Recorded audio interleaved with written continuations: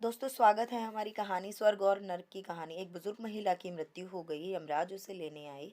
महिला ने यमराज से पूछा, आप मुझे स्वर्ग ले जाएंगे या नर्क? यमराज बोले, दोनों से कहीं नहीं। तुमने इस जन्म में बहुत ही अच्छे कर्म किए हैं, इसलिए मैं तुम्हें सीधे प्रभु के धाम ले जा रहा हूँ। बुजुर्ग महिला खुश हो गई और बोली, धन्यवाद, पर मेरी आपसे एक विनती है। मैंने यहाँ धरती पर सबसे स्वर्ग नर्क के बारे में सुना है। मैं एक बार इन दोनों जगह को देखना चाहती हूँ। यमराज बोले, तुम्हारे कर्म अच्छे हैं, इसलिए मैं तुम्हारी यह इच्छा पूरी करता हूँ। चलो, हम स्वर्ग और नरक के रास्ते से होते हुए प्रभु के धाम चलेंगे।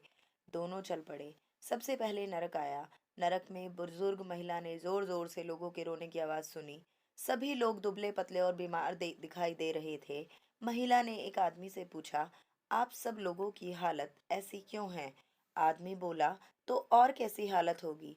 मरने के बाद जब से यहाँ आए हैं, हमने एक दिन भी खाना नहीं खाया। भूख से हमारी आत्माएं तड़प रही हैं। बुजुर्ग महिला की नजर एक विशाल पतीले पर पड़ी, जो कि लोगों के कद से करीब 300 फुट ऊंचा होगा। उस पतीले के ऊपर एक विशाल चम्मच लटका हुआ था। उस पतीले में बहुत ही शानदार खुशबू आ रही थी। बुजुर्ग महिला ने उस आदमी से पूछा, इस पतीले में क्या है? आदमी मायूस होकर बोला, ये पतीला बहुत ही स्वादिष्ट खीर से हर समय भरा रहता है। बुजुर्ग महिला ने हैरानी से पूछा, इसमें खीर है तो आप लोग पेट भर के ये खीर खाते क्यों नहीं? भूख से क्यों तड़प रहे हैं? आदमी रो रो कर बोलने लगा, कैसे खाएं? ये पतीला 300 फीट ऊंचा है। हम में से कोई भी उस पतीले तक नहीं पहुंच पाता।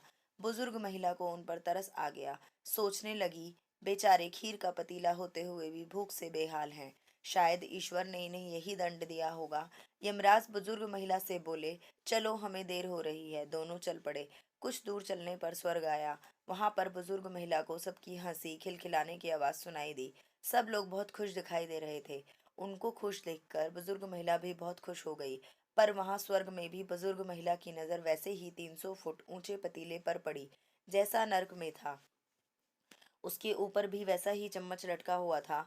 बुजुर्ग महिला ने वहां लोगों से पूछा, इस पतीले में क्या है? स्वर्ग के लोग बोले, इसमें बहुत स्वादिष्ट खीर है। बुजुर्ग महिला हैरान हो गई। उनसे बोली, पर ये पतीला तो 300 फीट ऊंचा है। आप लोग इस तक कैसे पहुंच पाते होंगे?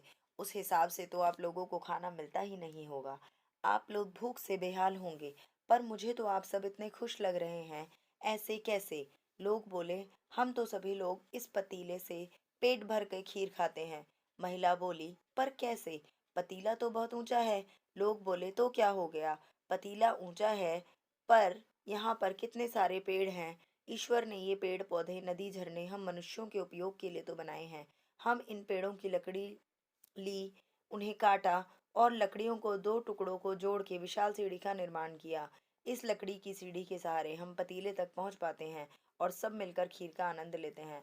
बुजुर्ग महिला यमराज की तरफ देखने लगी। यमराज मुस्काए, बोले, ईश्वर ने स्वर्ग और नर्क मनुष्यों के हाथों में ही सौंप रखा है। चाहे तो अपने लिए नर्क बना ले, चाहे तो अपने लिए स्वर्ग। ईश्वर ने सबको एक समान हालतों में डाला है। उसके लिए सभी बच्चे एक समान हैं। वे किसी से भेदभाव नहीं करते।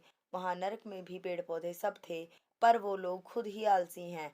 उन्हें खीर हाथ में चाहिए। वो कोई कर्म करना नहीं चाहते, कोई मेहनत नहीं करना चाहते, इसलिए सब भूख से बेहाल हैं।